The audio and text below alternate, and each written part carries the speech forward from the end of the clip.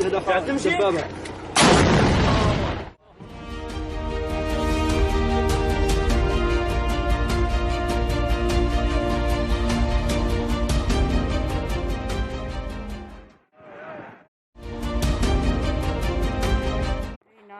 South Africa's rate of intimate femicide, the killing of women by their partners, is 5 times the global average, according to the World Health Organization.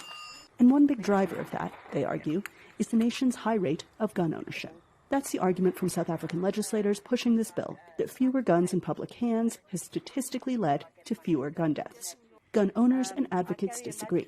They say it matters who is holding the gun.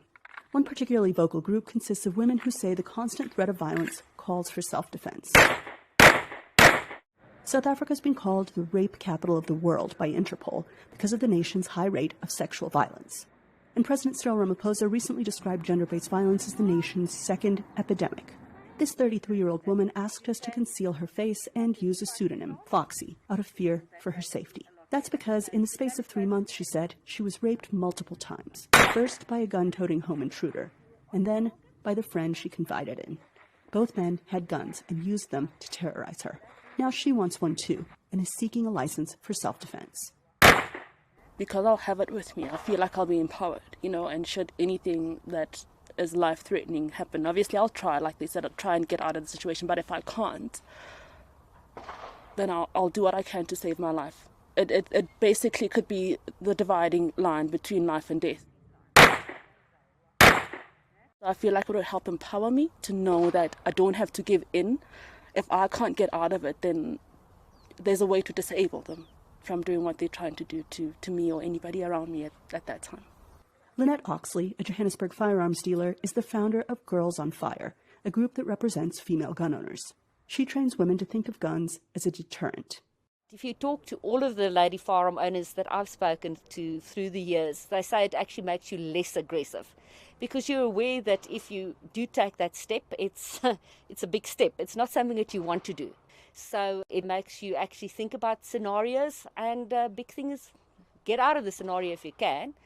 But if you are attacked, then obviously that is your best way of defending yourself against a bigger, stronger perpetrator.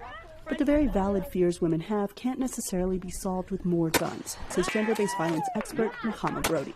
I really do understand, as a woman living in South Africa, how vulnerable you feel and how we imagine, because we're told by Hollywood as well as by gun owner lobbies, that having a firearm on your person is the one thing that's going to make you safe.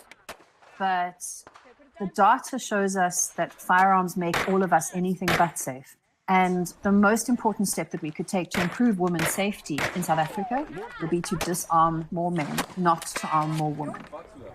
Brody argues that if the goal is to protect women, there are other interventions, like better street lighting, more community safety initiatives, and burglar bars on homes. All of these women agree on the actual problem here. South African girls and women feel unsafe on the streets and in their homes every day. But are guns the answer? That's the question facing Parliament in coming months. Anita Powell, VOA News, Johannesburg.